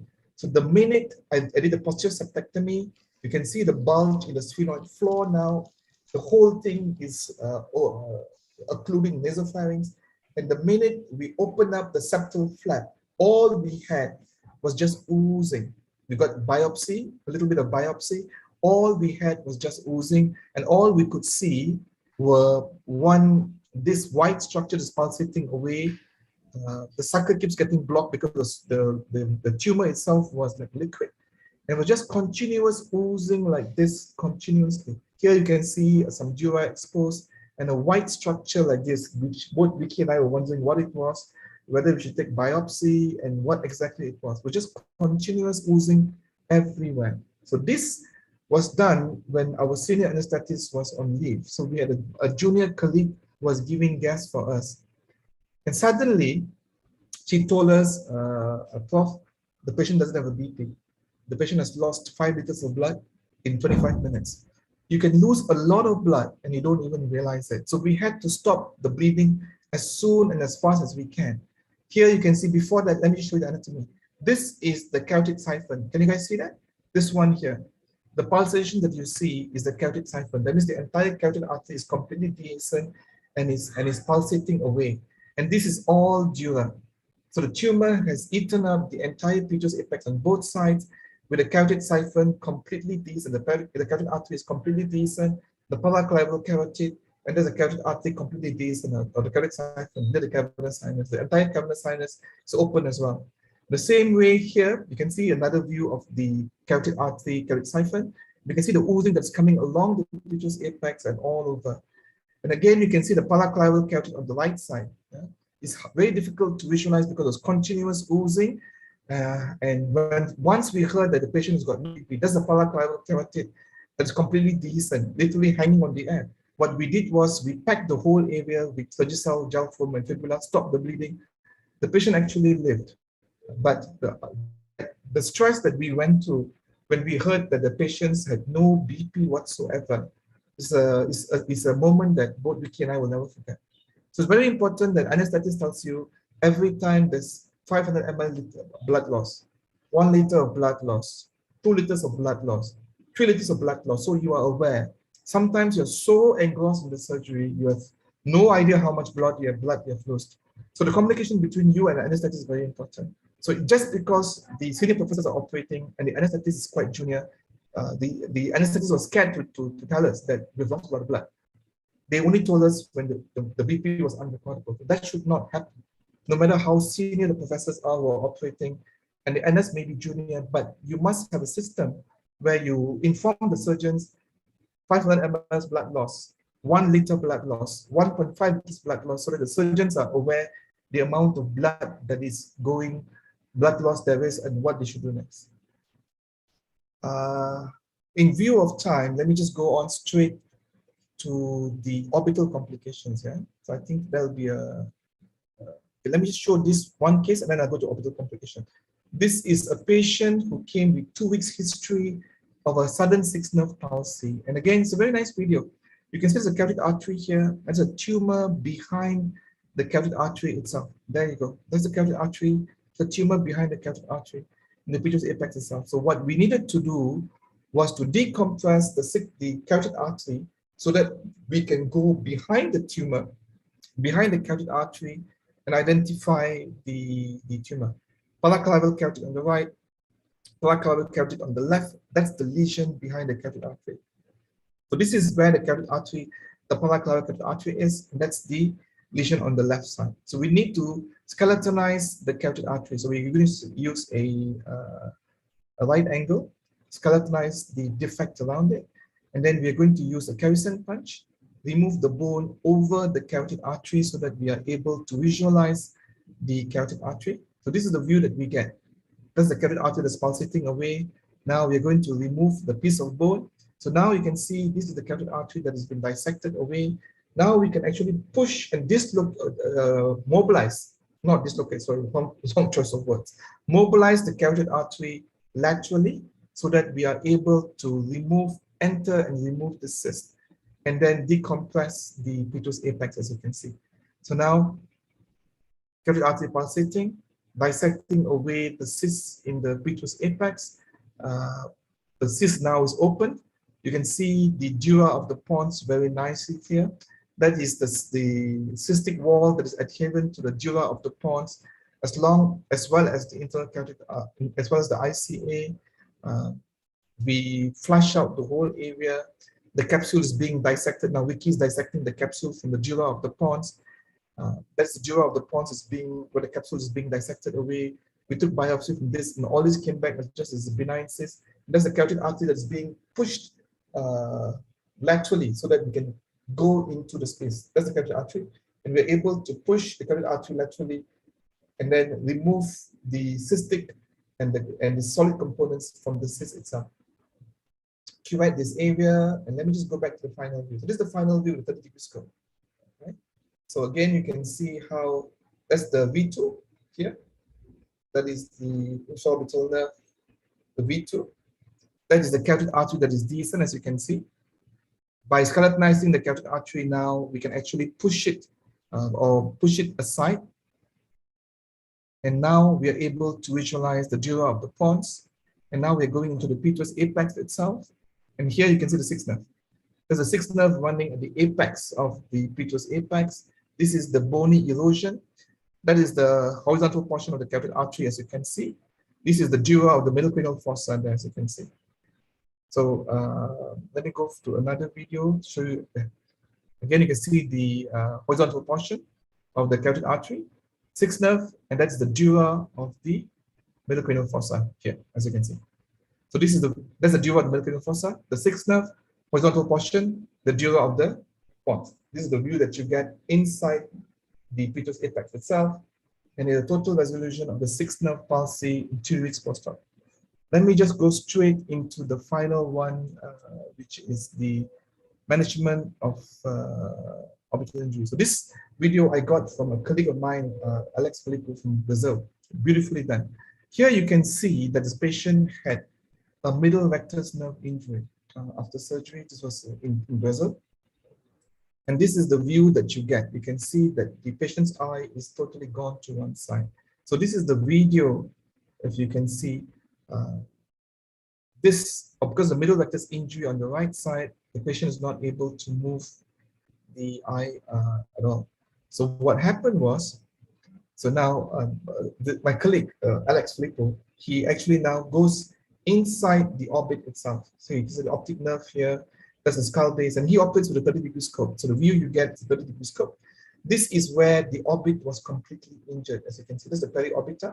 So what he's going to do now is dissect and identify the stump of the middle rectus muscle. That's the periorbita that's being opened up to identify the middle rectus muscle, cutting the periorbita. We need to identify both the stumps of the middle rectus muscle.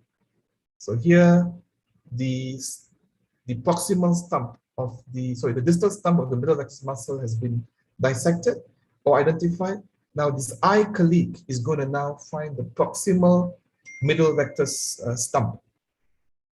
So once they identify the proximal middle rectus stump, he's going to put a suture and then dissect it, suture it, and pass it into the nasal cavity for my colleague to meet. So this is now coming from the eye.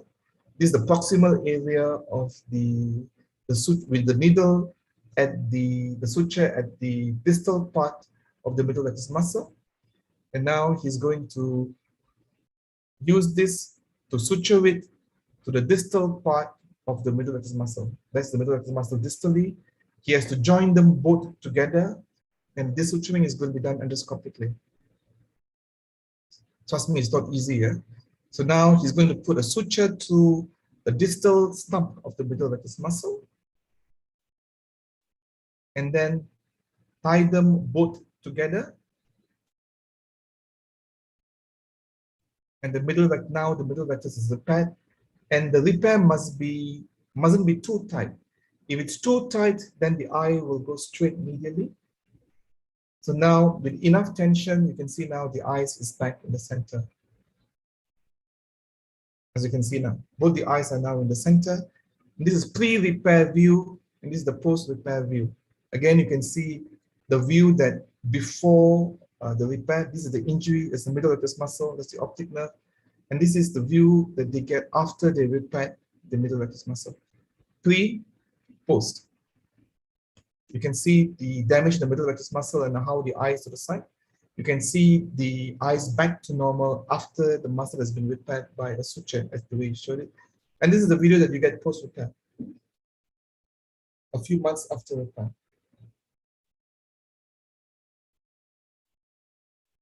So this is an option that I think you guys have. And in India, I know the eye surgeons are fabulous. So if you can collaborate with the eye doctors, you guys should be able to do this quite easy. So if you ever have a middle rectus injury, this is what you should do. It will let the eye doctors find the proximal stump of the middle rectus muscle. You guys find the distal stump and then join them together endoscopically as how they showed just now. So again, I got the slides from Mission actually, and I thought it was a very interesting slide. We should only operate when surgery is the last choice. We should also have adequate training before we move on to the difficult cases. We should be able, success must always be defined as what the patient wants and not what you feel. Just because a surgeon feels, I got a beautiful video, I remove all the tumor, that's not success. The patient is left blind, the patient is left not being able to eat or not be able to swallow. So the patient must always go home better than how they came. And now we see more and more beautiful videos as being coming out.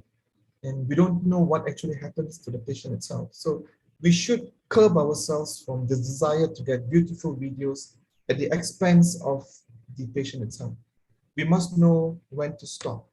The definition of success must always be that the patient must go back better than how he came. And sometimes when things go wrong, when there's complication, there's too much of bleeding, stop. You can always fight another day. There is no need for you to be a hero and make things more difficult for the patient at the end of the day. So always do the safest, but the fastest and the easiest approach. Don't make life complicated. Life is already complicated. At least keep surgery simple, because that is exactly what you will want if you're the patient.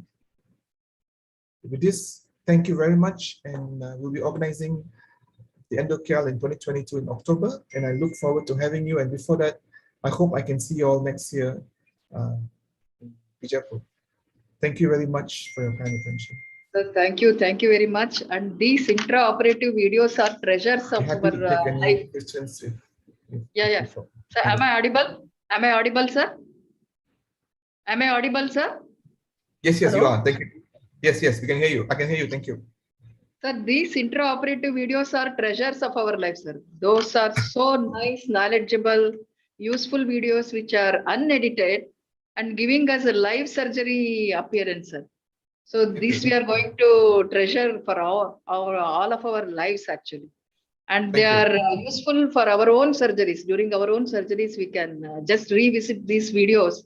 And different methods of hemostasis you have described, like cautery, shooters, bipolar, mucosal, surgical, using bone wax, drilling over it, over the bone wax.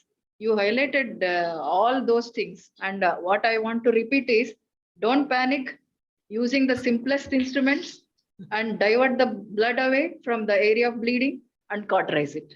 That is the golden words which you have told us. And that was a wonderful session, sir, whatever you have told. And I think we can have an interactive session, sir. Sure. Yes, please. Yes. So there was one question from Dr. Dinesh Rajendra, who asked us any preferable site of fat harvest. Any video is there regarding the fat harvest? That's a great question. So what I'll remember to take the video next time to show. What we do is we take it just above the umbilicus. So the umbilicus, we just take it just above the umbilicus, and then so that when we suture it, there is literally no scar. Just in case the patient wants to wear a nice sari and show an umbilical in the next breathing function or whatever not. So we always will make sure that we don't make a scar on the liver area or the appendix area, so that in an emergency in the future, they don't confuse thinking that she's had an appendicectomy before. So it's always along the umbilical. But having said that, the umbilical can be a very dirty place. So we need to use a lot of povidone iodine to clean that area, and a semicircular incision just along the umbilicus. That's where we take the fat from. And my patients are more than happy to donate as much fat. Say, please, doc, take as much fat as you want. So they get liposuction in the same sitting as well. So another question from myself actually. In excision of JNA, surface coagulation of the tumor, is it going to reduce the bleeding to some extent? That's a good question. Usually JNAs will have distinct blood supplies. There will be some blood supply. So usually you'll be able to mobilize quite a lot of the tumor until you come to a few areas of blood supply. All the other areas, you will have small feeder vessels, and those areas can ooze as well. So if you accidentally breach the capsule of the JNA, you will have bleeding. So we can cauterize those areas as well, and that should reduce the amount of bleeding that comes out from the angiofibroma itself. But the final dissection will have to be from the main source of the bleeding.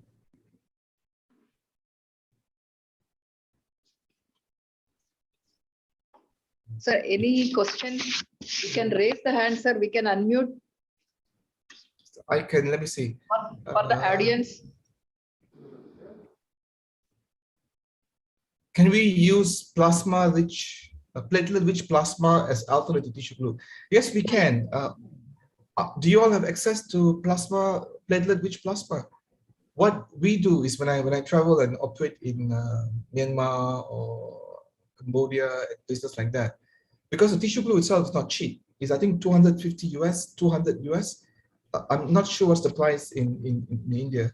So as I mentioned, we just take blood from the patient, directly from the patient, and within 8 minutes, we will inject the blood into the area. So I think that is much easier to obtain because the patients will have an IV line, will have an arterial line. It's quite easy to get blood. So the idea is you use either a lumbar needle or use one of the large bore needles, and then use the blood exactly like how I used the tissue glue just now. Let the blood just drip layer by layer by layer. Wait until it coagulates, and then you put a Surgicel on top of it. It stops very nicely. So the role of neurosurgeon in skull base, it's a very interesting question. So I get asked this very often, and especially in India, because I think there are ENT surgeons who do intracranial work in India. But for us, this credentialing and privileging is a very big thing in Malaysia and a lot of part of the world. So I will never go intracranial unless I have a neurosurgeon next to me. So all the surgeries that we do intracranial, the exposure of the dura is mine. I will expose everything, and I'll be holding the scope, helping sometimes even do bits and pieces of intracranial work. But I will never do an intracranial portion of the surgery unless there's a neurosurgeon next to me.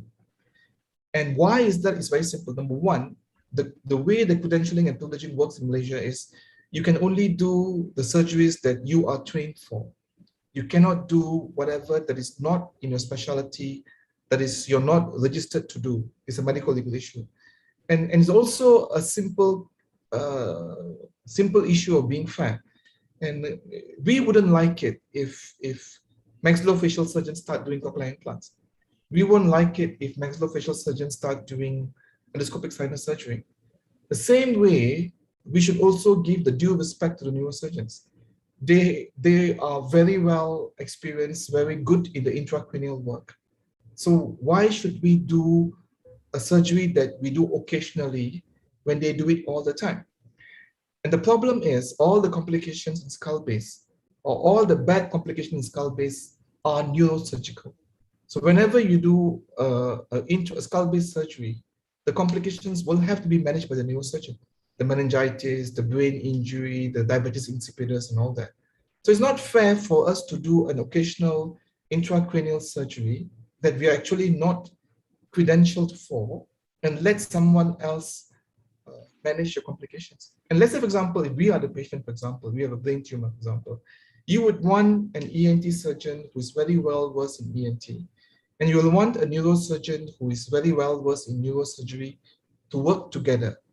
You wouldn't want an ENT surgeon who does occasional neurosurgery to do your brain tumor. So if that's what we want, I think we should give the same respect to our patients as well. That's my humble opinion. Good morning, sir. Can you hear me? Yes, we can hear you, yes. Yes, sir. So there was a question which was asked regarding platelet-rich fibrin and plasma and all those things. I actually did a research on this. What I used to do when I was a PG back in my college, we used to do the same method, harvest, get the blood and centrifuge it, we get a plasma. The plasma to which if we add activated calcium, it becomes virtually the commercially available tissue glue. It saves us a lot of money.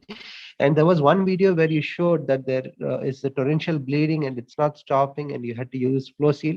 In most of the places in, at least for me, like I am from Bangalore, it may be available, but in some places like Raichur, Vijayapura, some places, these may not be readily available and it may not be planned well before the surgery. Sometimes we may have to say, but the patient might sometimes refuse. There is something where we can take a crushed quadriceps muscle and put it as a patch and then put your maybe your Surgicel and your neuropathies and apply pressure. Does that help, sir, to some extent?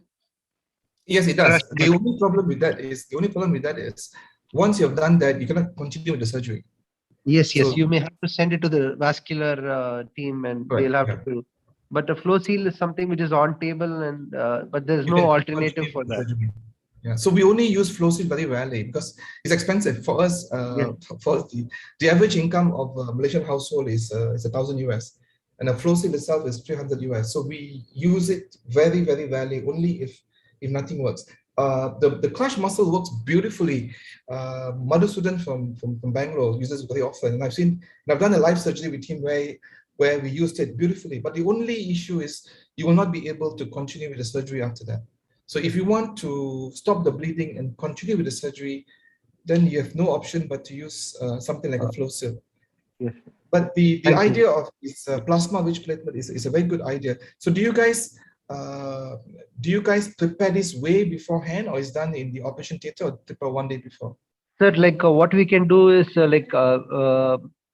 we can just prepare an anticipation well before surgery. Like normally when we draw the blood or when our anesthetist is trying to secure an IV cannula, we will just draw two plain tubes and we send it for centrifuging. And once we can get the supernatant solution, you add calcium to it. It requires some bit of patience and running around, because a surgeon is not the one who may be doing all these things. But in my PG days, I used to do this to be a little patient. And once you add activated calcium to it, it actually becomes a commercially available tissue glue. Sugar. Maybe I Yes. will send a video of this preparation and share it with Lata ma'am, and maybe ma'am can share it with you. Yeah, that'll be good. Yes. Yes, sir. But Thank you. so far, we have used the blood directly. Yes. This is usually in countries like Cambodia, Myanmar, when I go and operate there. It works quite well. This just take a bit more time. It takes around, by the time they take the blood, they give you it in a syringe, and then you lay it, it's already 4 to 5 minutes. The blood will clot within 8 minutes. So it works quite well as well. Yes. It might be a good idea to get someone to compare both these techniques and see whether to see how effective they are, because this is very important to have options, especially in parts of the world where flow seal is not available. So maybe you can give this to one of your PG Maybe students this to topic compare. can be given as a yes, sir. This topic can be given as a probable thesis topic. Maybe how to compare tissue glue results versus freshly prepared platelet-rich fibrin, platelet-rich plasma as a substitute to treat maybe such assemblies. Maybe if it could be a CSF leak or some kind of a repair, maybe hard art flap, whatever has been placed. Maybe we can try it. And also compare with blood as well, so that at least we Yes, have sir. 3 different arms. Control That'll be as a a very control. nice, Yeah, yes, as a control. that'll be a very nice study as well. There's a Yes. question, activated calcium. What is activated calcium and what form is it available? Sir, usually we take the help of our biochemistry colleagues. There is an elemental calcium which they have, and that can be added to that solution which we have prepared. That is your platelet, the supernatant, which contains the fat buffy coat, and also the solution like the serum. To it, you can add the calcium, which is elemental calcium itself. You can prepare it. It's readily available by our biochemistry department. If you just visit them, I work in a institution setup, so it's not a problem. But those who don't have it, it becomes an issue. I'll do one thing, sir. I will prepare a YouTube video link and maybe share it. Yes, please. Yeah, that'll be a good idea, because I think it's the most important reason is to teach. We have to make sure that whatever knowledge we have is passed on. There's no that's what all this webinar is about. It's a very good idea, and it'll be lovely if somebody can do a topic comparing tissue glue, this plasma, platelet-rich plasma, and blood. And this will be very good for countries where cost is a major issue. Excellent. Thank you very much. So there is one question. What to do in case of accidental orbital fat herniation into the ethmoid cavity? That's an excellent question. So basically, if you can see fat in the orbital cavity, if you can see fat, you're quite safe, which means that you have not injured the muscle. Anteriorly, there's a lot of fat. Posturally, you only have muscle. So if you see fat, the most important thing is you must be able to identify its fat, to know it's fat and it's not polyps. So if you see fat, ballot the eye, make sure if you see the fat is moving, then you know it's from the orbit. All you need to do is just put a layer of Surgicel on top of it or a gel form, and then continue with the surgery, because nothing will happen if a tiny amount of fat or small amount of fat is prolapsed. Just tell the patient post-op, just inform the patient that some of the fat was exposed, and avoid too much straining and sneezing. You have nothing to worry about. We routinely expose the orbital fat when we do an orbital decompression. When we cut the periorbita, we always expose the entire fat. Nothing happens. But what is important is that we are aware that we have entered the orbit and reached the orbit. But there's nothing to worry about. No. Sir, I request our Honorable Vice Chancellor to say a few words, sir. Sure, my pleasure. Udal, sir, please. Yeah. Good morning once again, everybody. Hello. Yeah, sir, we are Yes, we can hear hearing, you, sir. sir. Yeah. Nice to have you, sir. Dr. Narayanan has done a wonderful talk, and his all the surgical procedures were wonderful. And I think Thank you, sir. it is for youngsters, it is a very good message that they can go into the such of the advanced surgeries. With this, we'll continue our the coordination, cooperation, and also collaboration with the Narayanan Institute and BLDE Institute. And physically, I think in shortest possible time, we'll call you again. We can do the workshop, live surgical workshop. Okay. With that, once again, I thank on behalf of the BLDE University, Dr. Narayanan very much, and also our organizer, Dr. Lata Devi, Dr. Karadi, all my team, ENT team. I'm very thankful and I congratulate everybody. It's a wonderful webinar, and we are very happy about this. Thank you, Dr. Sir. Narayanan. Thank you, sir. My pleasure. Questions, please. Any questions from audience? Please raise the hand if there are any questions.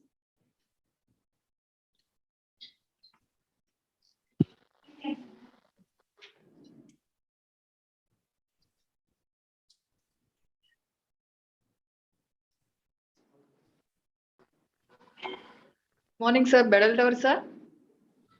Yeah, madam, it was a wonderful webinar. Thank you. Nice to have you, sir. Very informative. Good organization. Thank you. Thank you, sir.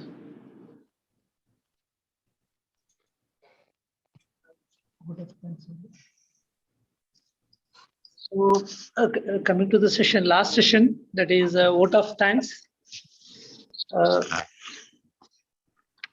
Good morning to one and all. From the Department of ENT, I, Dr. Karadi, convey my extremely full-hearted thanks to today's chief guest, Professor Prabhakaran Narayanan sir, for sparing his valuable time in spite of his busy schedule and enlightening us with the session. It is truly informative. Thanking you, sir, once again. I would like to express my gratitude to Dr. R.S. Mudor sir, Vice Chancellor, BLDE deemed to be university, for being constant motivator and guiding the force in our such endeavors. I would like to thank Dr. J.G. Ambekar, Registrar, BLDE deemed university, for extending his support. I would like to thank our principal, Dr. Arvind Patil sir, for his support and confidence in us giving this. I thank all the delegates who have actively participated in today's webinar. I also thank Dr. Deepak Chavan and IT department team for extending their technical support. Without their contribution, this program would have been not possible. I would like to thank all the people who have joined us in this session, and I am sure that this great learning experience will help us in future practice. Thank you, one and all. Thank you, sir. Thanks once again, sir. And I request all the participants to give feedback and get the certificate. with Dr. Prabhakaran sir's permission, we will share a YouTube video if he gives permissions. Thanks, sir. Sure. Thank you very much. Thank you. Thank you very much. See you then. I hope to see you all in India in the future. Take care then. Bye-bye.